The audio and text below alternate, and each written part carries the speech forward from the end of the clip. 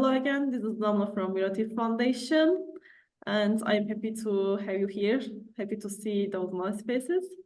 And today we have only one slot, however, with 3 speakers. I am really looking forward to it. Just before starting the seminars, a quick note, still you can ask your questions in the Q&A button in the button. If you have any questions during the seminar or after, please feel free to reach out to us and write your questions here. And yes, if we start now, I think yes, we can start now. This is 6:03. Today we have 3 speakers, as I mentioned. The first one is Dr. Jaime Renedo Anglada. He obtained his PhD degree from University of Southampton. His research topic was the study of electric machines and drives for renewable energy applications. And since 2021, he has been working as senior engineer at GE Vernova, advanced research on electric machinery for a wide range of applications. Our second speaker is Professor Suleiman Sharkh. He obtained his PhD from University of Southampton, and now he is the professor of power electronics, machines, and drives at the University of Southampton. His research interests include electric machines, power electronics, and their applications in transport, renewable energy, and microgrids. He is also acting as a senior member of the IEEE, a member of the IIT, and a chartered engineer. Also, he was the winner of the Engineer Energy Innovation and Technology Award. Last but not least, Dr. Denis Tudor. He received his PhD of Science degree with Distributed Electrical System Laboratory from EPFL Lausanne. His research interests include development of optimal design and operation strategies of Hyperloop transportation systems. Now he is the CEO and co-founder of Swisspod Technologies. And today these 3 great speakers will be giving a speech about design of high-speed linear induction motors to us. And the floor of yours, gentlemen. Maybe Jaime, before you start, Jaime, a couple of words about him. So Jaime worked with us in the past. Now he works with GE. He's a Swisspod shareholder, however, and he's the inventor of the 2 most important patents we have at Swisspod, and that's what the conversation is going to be about. What he's going to present is going to present some scientific work behind the patents, based on some publications we had the other month in one of the most important propulsion technologies conference in the world. I just wanted a bit to say a few words about Jaime. He's been amazing. He worked at CERN before. He's now at GE in New York. We couldn't really compete with that level of salary at GE, but hope one day he's going to be back. So please, Jaime, go ahead. Thank you, Denis, for the kind words. So let me share my screen and we can start this conversation. All right. So, all right. Give me a second because.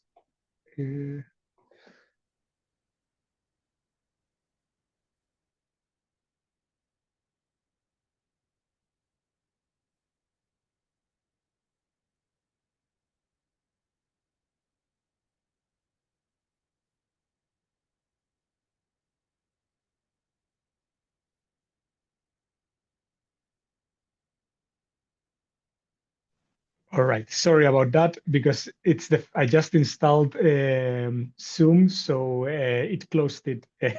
So let me share again my screen. All right. Okay. Okay, can you see my screen? Yes. All right, perfect. All right, so let me get this. Okay, so you can see the slide deck, correct? Correct, yes. Okay, so oops. Okay, here we are. So as Denis was saying, this what we are going to present today, and I'm sorry because Professor Suleiman Sharkh couldn't join today. He was teaching a class. What Denis and I are going to present today, it is based on two papers that we presented 1 month ago in the International Conference in Electric Machines in Turin. It is basically all the scientific foundation of the work that we did in Swisspod some years ago, and basically the aim was how can we design a linear induction motor that operates well at high speeds, and we will start a little bit more in the modeling side, and then we'll move into the physics of what is the end effect, why the performance goes down, and what to do to get better. So yeah, this is an outline of the presentation. So we'll just introduce Hyperloop in general. Then we will talk in detail about the modeling approach. Then we will review what is a conventional limb for Hyperloop. Then we will spend a bit of time talking about the magnetic Reynolds number, and finally we will close with how to reduce the end effect.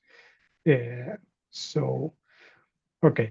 So Denis, why don't you do this slide about the introduction about why Hyperloop it makes sense, and what is the context on this?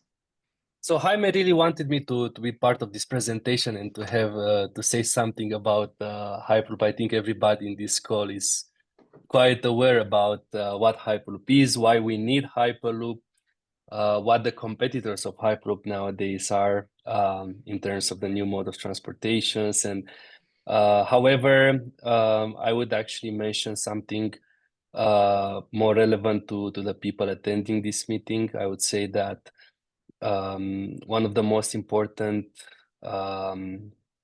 facts for us is that we're looking to build passive infrastructure, so it means fully self-contained vehicles, like without any kind of electrification, magnet, electromagnet attached to the infrastructure per se. And that creates a lot of challenges, as you know.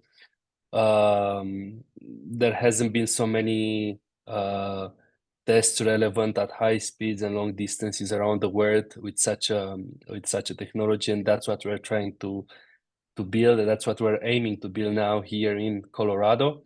I think things are moving quite well, and this technology that Jaime is gonna present is going to be tested pretty soon over here. What I can say, I mean, I think the most important aspect of Hyperloop, it's energy efficiency, and I would say the amount of CO2 emissions it emits at high speed. I think the unique selling point for Hyperloop is not speed and is not sustainability per se. It's actually the energy efficiency and sustainability at high speeds, and that's something that cannot be actually beaten by any other mode of transportation nowadays. Probably the most important and the challenge we face is the price of the infrastructure, and that's something where we have as an objective. We're trying to minimize the cost of the infrastructure, both on the capex and opex side, with this amazing technology that Jaime came up with.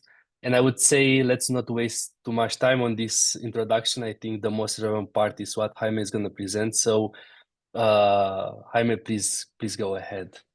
Thank you. Thank you, Denis, for the introduction about Hyperloop. So yes, we moved into linear induction motors because we saw it as the path in which you put all the complex parts of the propulsion system in the capsule, and then the infrastructure cost goes down, right? But linear induction motors have their own challenges, and modeling them at high speeds has always been a challenge. If you take the typical equations from the classical book in linear induction motors from Yamamura, for example, they really are not accurate at high speeds. So at some point we stopped and we said, okay, if we are running simulations all the times using finite elements, it will be every iteration will take like several days of computational time. So we cannot do that. And we developed an analytical method to study these machines. And I'm gonna start briefly describing this analytical model that we developed. And this basically it is the same theory that I developed during my PhD for rotating machines, in particular for eddy current losses. We took this computationally efficient method and we said, all right, how do we implement this for linear machines? And that is what we did. And also another thing that I want to say about the modeling approach is that don't think about it as a script that you run and you obtain results, and only the person who developed it can use it. We really spend a lot of time making this tool like a professional sort of software. So you can create machines with inputs as a text file, or you can generate like a spreadsheet, and the code can read this spreadsheet to generate the code to study this machine. And then the outputs, you can have them directly in Python, that it's the language that we're using, or you can generate reports in Excel. So we could easily share this information with the rest of the team. So what is the approach that we have to study the performance of these machines? So you have two inputs. In the one side, you have the geometry of the motor. So how many pole pairs, what is the pole pitch, what is the slot shape, that sort of stuff, and excitation. So what is the current that you have, what is the winding pattern in the slots, and that sort of stuff. So with the geometry, we generate this permeance function, that this is what gives shape. It modulates the magnetic field. Then we transform this into a shape function that I will show you later what it is. And we combine this shape function with excitation to generate this external field. So think about it as the windings are creating a traveling wave, okay? And you calculate the harmonics, the space and time harmonics generated by this wave.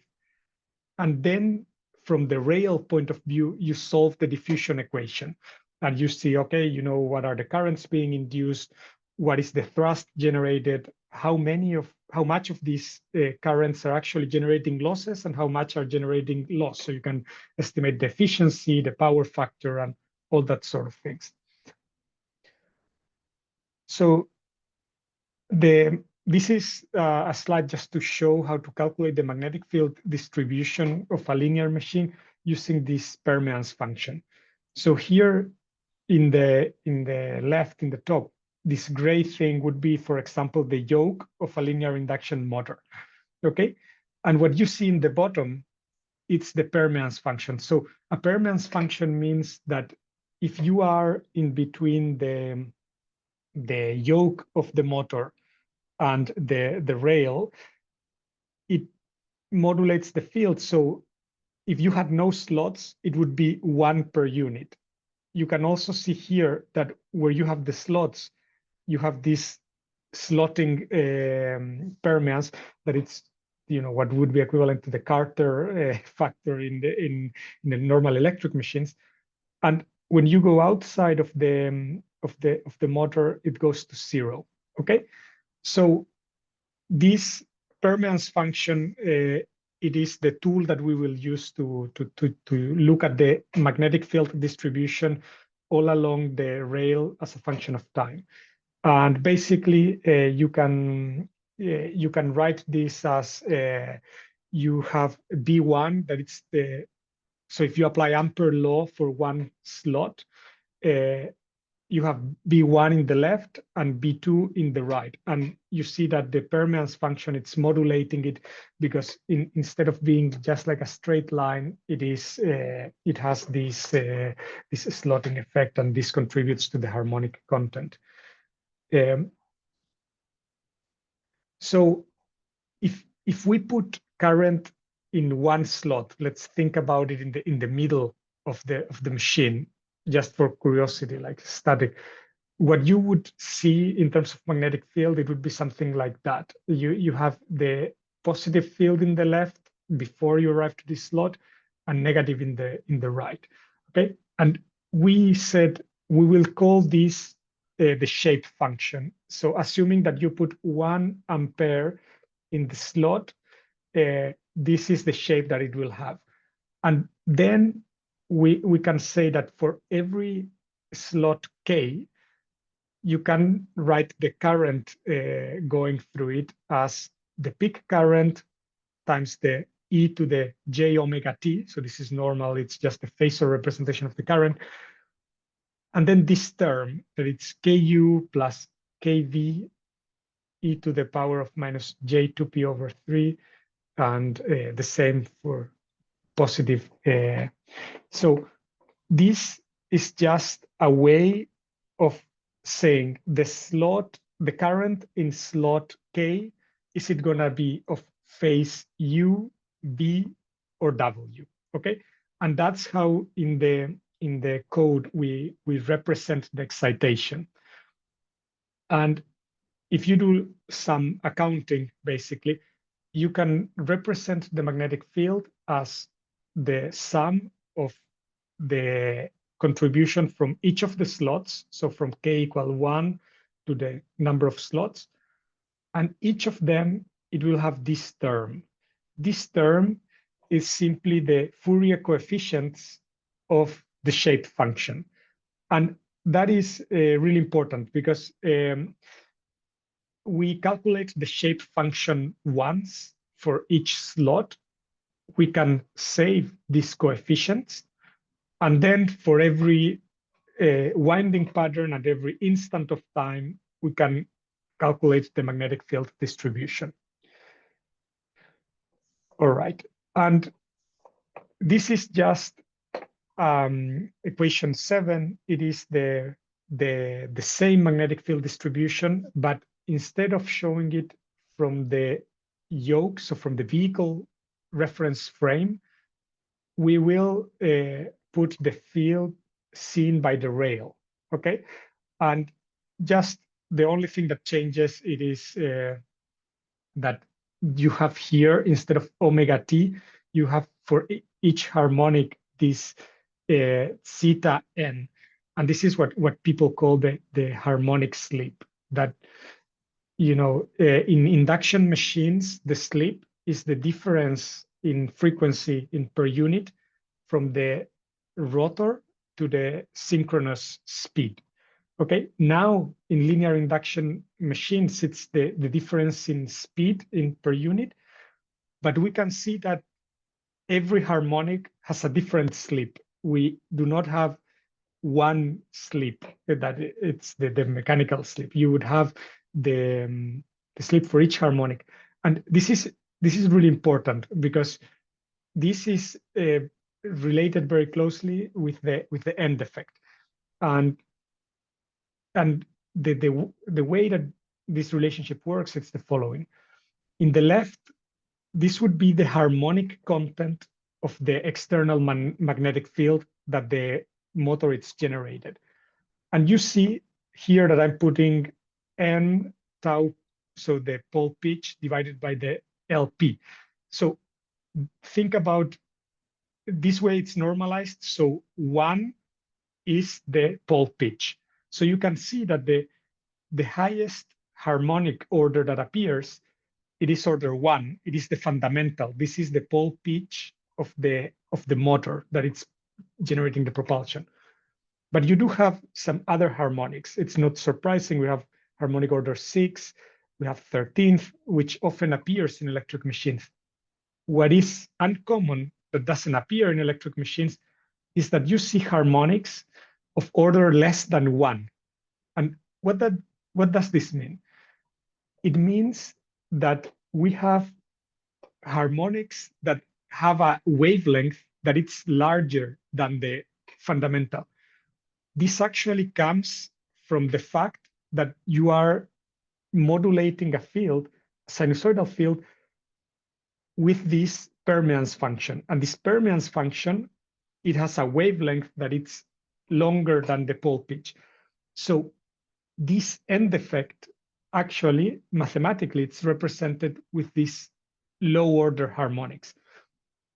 Low order harmonics means that the tau n, so this wavelength, if you will, of the harmonic, it's larger than the pole pitch.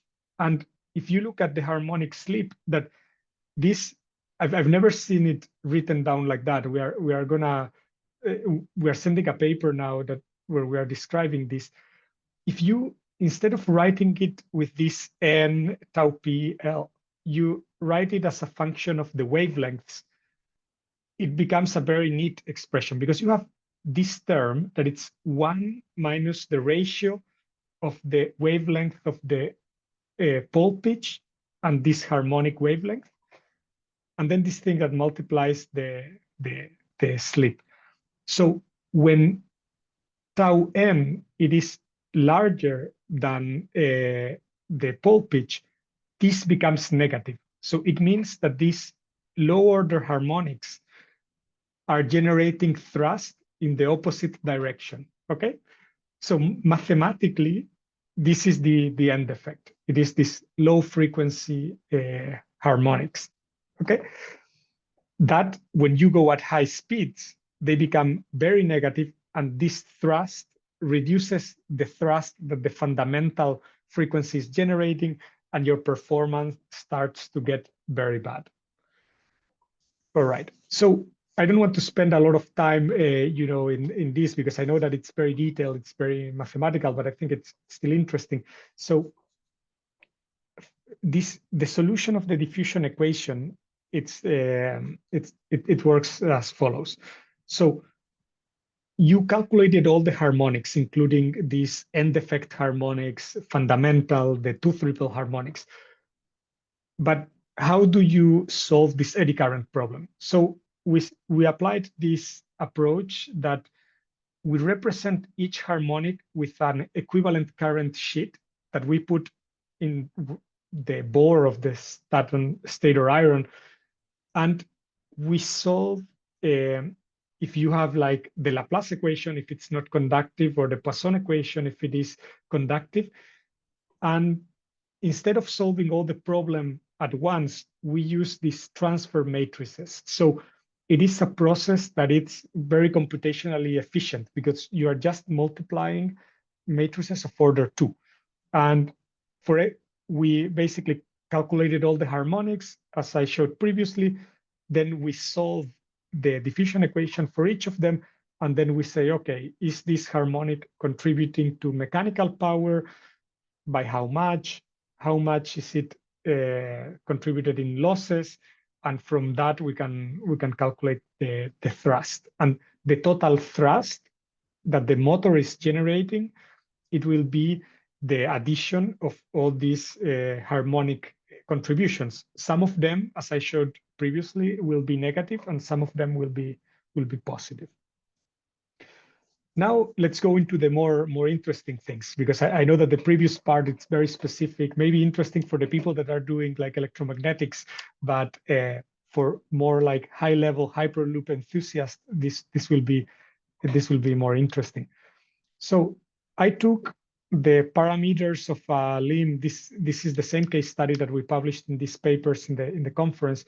So it is a 10-meter long machine with 20 poles, 3 phases. Okay, and I calculated the thrust speed characteristic at different frequencies. So each color here is a different frequency. So this pink one would be like low frequency, and then higher frequency, the synchronous speed starts to go up. So I calculated different frequencies up to a synchronous speed of around 900 and something kilometers. That it's the cruising speed of a Hyperloop capsule. The first thing that you can see, it is that at low speeds, we have around 40 kilonewtons of thrust to accelerate the vehicle. But as the speed goes up, we can generate less than 20, even at some points less than 10. all these, I forgot to say, it's with the secondary of this motor. It is just an aluminum reaction plate. So you have this solid plate of aluminum that you induce currents, and that's how you generate the thrust. Okay, so with aluminum, we can see that the cruising speed will go down, because the cruising speed will be when your motor thrust is equal to your drag. And your thrust, it's going down very quickly, so you will not be able to go fast. And this is due to the end effect. These harmonics that are generating negative thrust will degrade your performance. So that is the state of the art in linear induction motors, what current technology is. Let's take a step back for a moment to understand the physics of these electrodynamics, and then we will go into how to reduce the end effect. So the Reynolds number, for everyone who knows fluid mechanics, it's very clear. It's just the ratio of the inertial forces to viscous forces. So the Reynolds, it's basically telling you what type of flow you're having. Are you having a laminar flow, or is it turbulent? Is it mixed? And it is a very useful quantity, because the physics of a turbulent flow and a laminar flow are different. In electromagnetism, we can have an analogous Reynolds number. If you think about it, you can define this magnetic Reynolds as the speed times the characteristic length divided by the magnetic diffusivity. I prefer to actually write it down. The diffusivity, it's the 1 over the magnetic permeability times the conductivity. I prefer to write it as magnetic permeability times electrical conductivity times characteristic length times the speed of the wave. Okay, and again, the rate, and we are doing this because we are trying to have a quantity that represents what type of electrodynamic you're having, it's taking place. And to better understand this, I'm going to show you this example. So imagine that we have a magnet array, so north, south, and a reaction plate made of a conductive material, and you move this magnet array on top of it. It's like a, like electrodynamic levitation system. And what you have is what you see in the right. If we have an aluminum reaction plate, the drag, the electromagnetic drag, is this solid blue line. So it starts to go up, you have more and more drag, and then it sort of saturates, okay? The lift, because when you move these magnets, the eddy currents induced will repel this magnet array. The lift that you're getting, it is this dashed pink line. So it goes up, you have a maximum, so sorry, actually I made a mistake. The solid blue line, it's the lift, sorry about that. So yeah, this makes sense. You have a maximum lift, that then at some point it doesn't go up anymore, but the drag, you have a peak, and then the drag starts to go down, okay? So that's why these electrodynamic levitation systems work better at high speeds, because the drag is going down, okay? Now, imagine, for the sake of the argument, that the reaction plate, instead of being aluminum, you make it stainless steel. The lift is this green line, so it goes up much slower than with aluminum, because you have a higher higher resistivity, so you have less eddy currents. And the drag again has this peak, but it's later, and it goes down, but very slowly. Okay, so they have similar behavior, but the peak here happens at around 300 kilometers per hour. Here it was happening at around less than 50 kilometers per hour.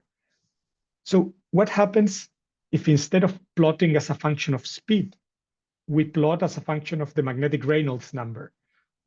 And then it becomes really interesting.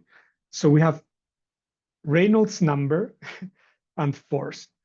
And the lift of stainless steel and aluminum, it's not similar. It is exactly the same. You know, we use the magnetic Reynolds to get rid of the difference in material properties. And we see that the lift and the drag for a given geometry depend only on the magnetic Reynolds, okay? If we look at the lift to drag ratio, that it's an important quantity for levitation systems, we can see at low Reynolds that the lift to drag ratio starts going up very fast. This is when the eddy currents are resistance limited. Then you have a transition region, and then the slope becomes a bit flatter. This is what it's called inductance limited eddy currents. So the skin depth is smaller than the thickness of the plate. You have induced currents only in the surface. And you can see this very clearly when you plot lift to drag ratio as a function of the magnetic Reynolds number. So why am I talking about levitation systems and all that? It is because what does the magnetic Reynolds mean for linear induction motors? It's also very insightful.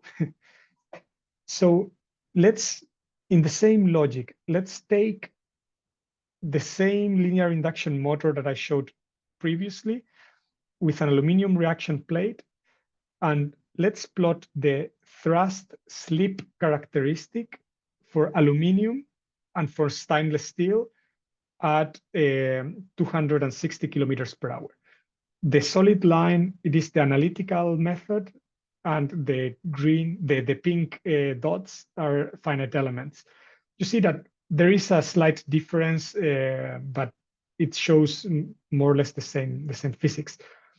So with aluminum, we have at high speeds a little bit more than 4 kilonewtons of thrust. With stainless steel, we have more than 20 kilonewtons. So why do we have much higher thrust if we have a more resistive material? It's counterintuitive. We would expect that we want the reaction plate to be as conductive as possible. So this is what is happening. When you have an aluminum reaction plate, you have this traveling wave moving really fast. So it takes time for the eddy currents to form. So the flux that actually links the armature with the reaction plate and with the coils, it's slow. You are not reaching this steady state of the field. When you have a stainless steel reaction plate, you actually have a much higher flux linkage. You can see that the field here, it is more than 1 Tesla. Here it's around 0.2 Tesla. So when we have a very high magnetic Reynolds, it means that we will have very strong end effects because these eddy currents will be in the surface. So if we compare the thrust slip characteristic of, and keep in mind that we are the stator of this machine, so the coils and the yoke, the part that you have in the vehicle is exactly the same. You're just changing the properties of the reaction plate. When you have aluminum at 26 kilometers per hour, you're close to 40 kilonewtons. Very quickly, it goes down. And at 920 kilometers per hour of synchronous speed, you can generate very little thrust. When you have stainless steel at 10 hertz, you have a very bad thrust slip characteristic. You almost don't have the peak of this shape. But already at 260 kilometers per hour, you have very high thrust, and the thrust slip characteristic has this nice shape that we know from induction motors. And even at 920 kilometers per hour, you can achieve more than 30 kilonewtons of thrust. So the trick to achieve a good thrust at high speeds, it is operating in the right magnetic Reynolds regime. And you can achieve that by having a reaction plate for the high-speed regions that it's more resistive. Here, just to show you a little bit of the comparison of performance of machine A would be the baseline that I showed you with aluminum reaction plate. Machine B is the same armature, but with the stainless steel reaction plate. You can see that the peak thrust as a function of speed goes down dramatically for machine A, and for machine B, it stays almost flat. Now, efficiency, it's another important consideration here, because in particular at low speeds, if you have a more resistive reaction plate, you will have more losses. So here I'm plotting real efficiency and air gap efficiency. Air gap efficiency, it takes into account only the losses in the reaction plate. The real efficiency also takes into account the losses in the coils. So if we compare the real efficiency of machine A and machine B, so it would be blue versus this pink line, machine A has better efficiency up to around 400 kilometers per hour. But after this point, machine B has a higher efficiency. And this is because you have more losses in the reaction plate, but because you are generating more thrust, you're generating more mechanical power, and you are making the efficiency go up that way.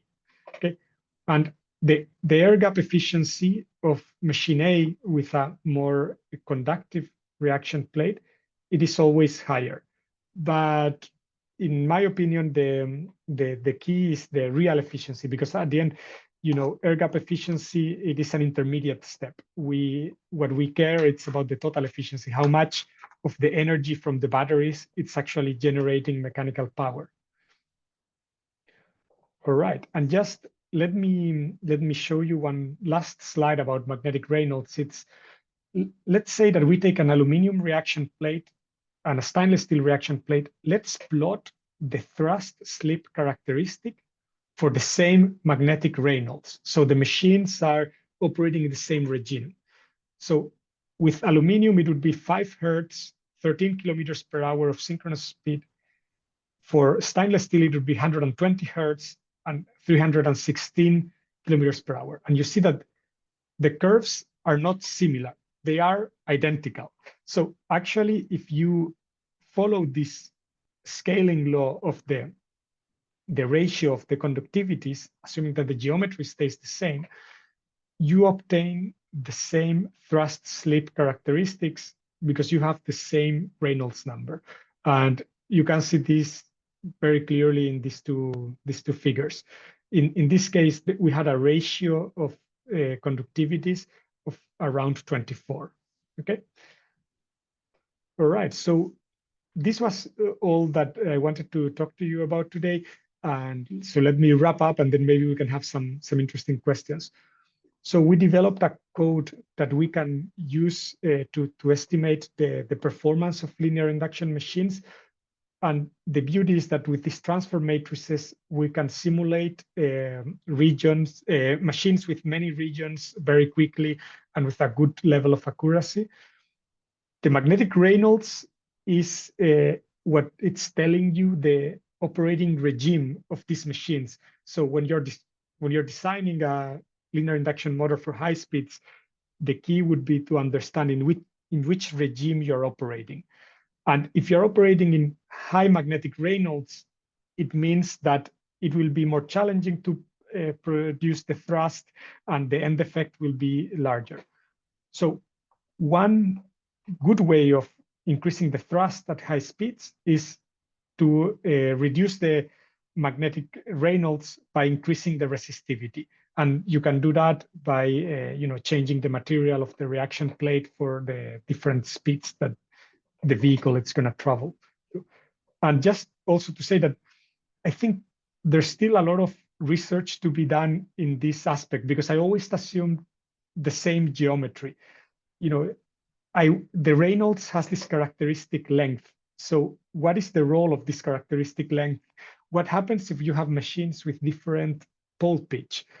I think this is a line of research that still requires a lot of work. And if I was in academia, I would be looking into this stuff because I think there's a lot of good opportunities there.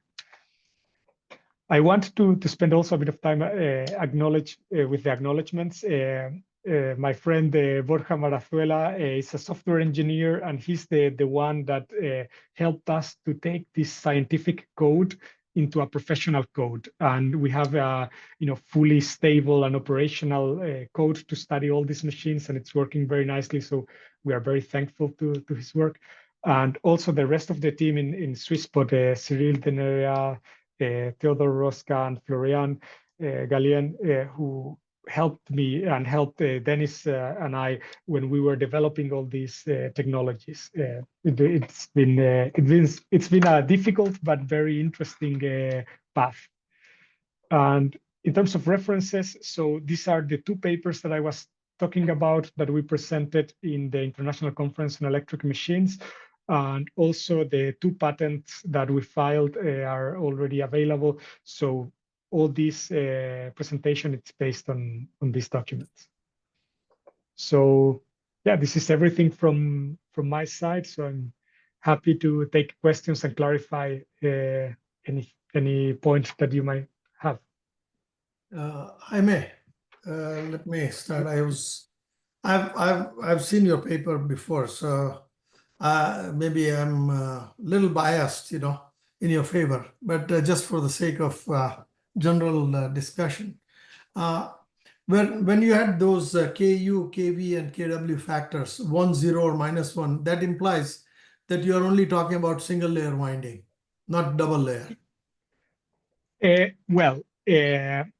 So the way it's written here, yes, you are correct that it is for single layer winding. But basically, if you have a 2-layer winding, what the code is doing, it is that it does this for 1 layer, and then for the 2nd layer, does like a superposition. But yeah, you are correct that the way that I wrote it here, it was a single layer winding. Okay, because a double layer would reduce your higher space harmonics, super harmonics, and that would help reduce losses. And any counter torque to what you want to generate. Yes, but I can tell you why I went with single layer winding in this particular application. So keep in mind that if you want a very high speed and you don't want a machine with a very high frequency in the excitation, you need to have a large pole pitch, right? Because the pole pitch is what it's doing the relationship between frequency and linear speed.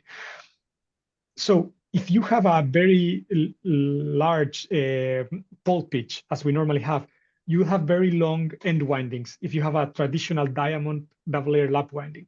So actually the people that can read, because it's been published by us also in the patents that we filed, it is that there is a crossing point in which actually makes sense to have gram windings because then you can do gram winding. And with gram windings, it is very likely that you will end up with a single layer. Yeah, otherwise you can do a 2-layer gram winding too. Yeah. Okay, so one other thing is that you talked about shape function and subharmonics below the fundamental. Is almost reminds me of the fractional slot concentrated winding machines. By having the ends, it is creating that kind of a pattern for you. Yes. So, and other thing that I thought of is that as you showed that transition from aluminum to stainless steel, what if you did multi-layer, stainless steel on the top and aluminum at the bottom? Yes, so you are right, and that is the key. And in fact, the IP that we filed, you cannot file a patent for an stainless steel reaction plate. It is not kind of like an innovative step. So the key of the technology is how do you do this smooth transition? Because what I think is that you have an optimum equivalent conductivity as a function of speed. Right. So you will optimize the track as you move along. But yeah, you are correct, Manoj, that here in the paper, I just talk in a binary way. In between, you can have better solutions. Now, you've seen my 1988 report. I'd given it to you. Yes. So it reminds me of just something I wrote 36 years ago. Not that all long. the harmonics and all that, it's very familiar to you. Yes. Yes.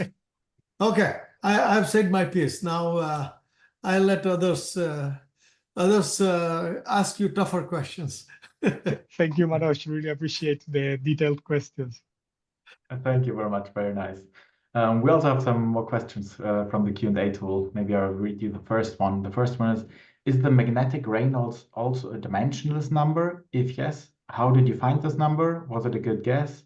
Or have you used methods like the Buckingham pi theorem to obtain it? So it is a dimensionless number. And I didn't come up with the magnetic Reynolds. It is used in magnetohydrodynamics quite often, where you study like fluids that are moving. Like for example, if you are studying the currents induced in a planet and looking at the magnetic field generated in cosmology, it's been used quite a bit. For linear machines, some people have defined this magnetic Reynolds the same way that I'm doing it. What really was not done is to say like, okay, let's use it to compare things apples to apples, right? So I didn't come up with the magnetic Reynolds. I just said it can be a useful way of understanding the physics. And I was like, is it telling me something? Is it telling me that I'm having eddy currents only in the surface or all the way through? Yeah. Yeah, basically using it in a different way there. Yeah.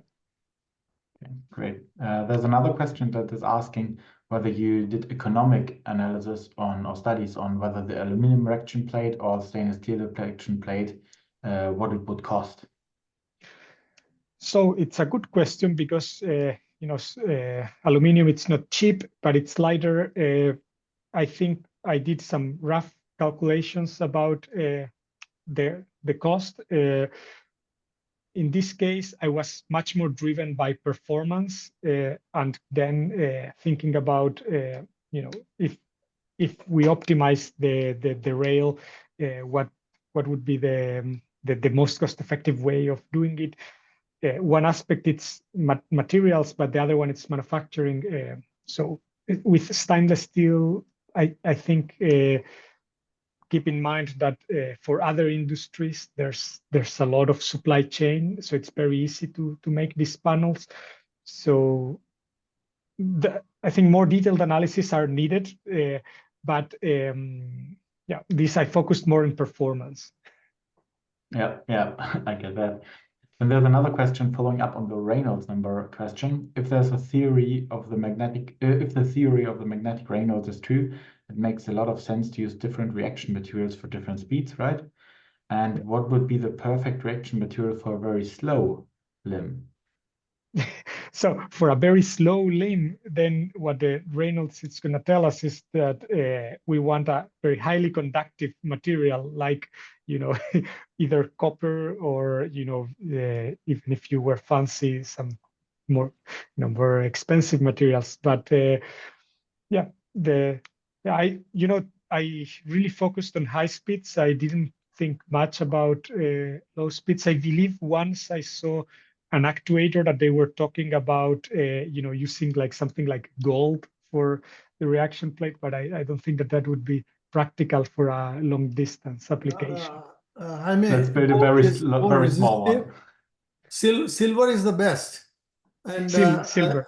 That reminds me of a situation back when I worked for a program for US Navy, and one of the guys wanted to be a little smart, so I said that I would use copper for low speeds. And he said, is there anything better than copper? I said, yeah, sure, silver, which is 5% better, but no strength. He said, is there anything better than that? I said, sure. I call it unobtainium. and then he didn't ask me any questions. Yeah, So yeah, that's true. yeah. I mean, yeah, it's true for low speeds. It's a challenge because you are operating in an extremely low Reynolds. So yeah, the materials will be the limitation. Okay, one more question. Do you only take into account the plane reaction plate, like a planar plate, or is there also a topology that you want to introduce for the site in the infrastructure?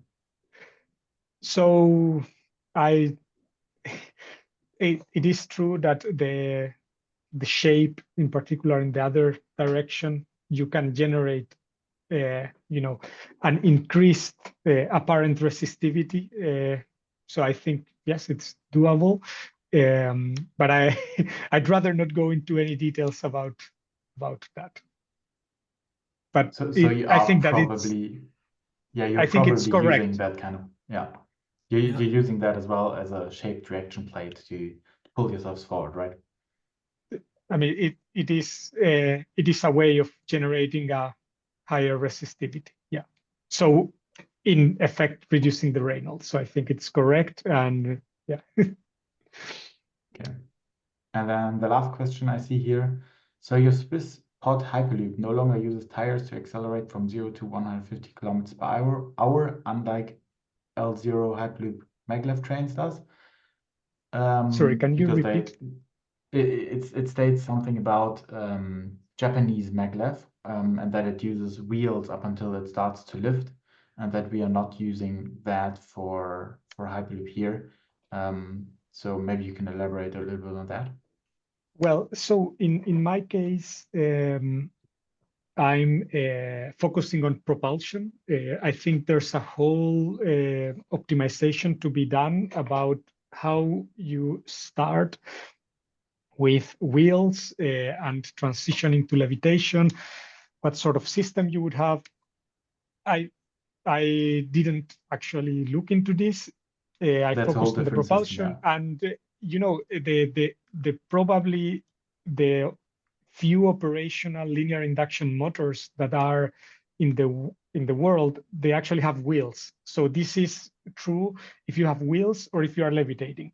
And if you go, I believe it's in JFK Airport, the air train that brings you from one terminal to another. If you look carefully, it has a reaction plate, because it is one of the few trains that uses a linear induction motor.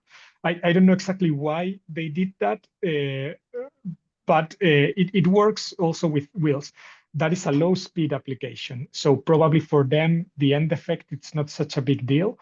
But if they wanted to go a little bit faster, probably they could optimize. Yeah, maybe as this person is interested in the levitation technology, maybe a short words from you or maybe Denis. Could you a little bit elaborate on what the levitation technology is that Swisspod wants to use?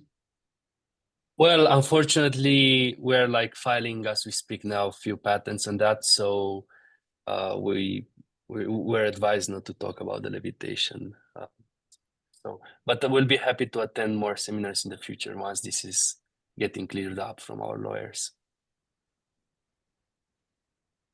So this question will have to wait. Sorry about that, guys. No, we respect that. Been through that with GE for many, many years. So I know exactly the sensitivity of that. Okay, I think this is it then for this seminar edition. We will jump over to what's happening next. So next week we will be looking at two talks. One talk from the team captain and technical director of Hyperloop UPV. He's presenting us the AI-based analysis of Hyperloop discourse, of guidelines and Hyperloop in general for optimal divulgation. And then we also have the team from Queen's Hyperloop presenting their paper that they submitted for EHW this year on a multi-criteria approach for Hyperloop route implementation in Canada and beyond. So that's next, and we'll hope to see you all there again next week. Looking forward to having you again, and until then, I would say goodbye and see you next time.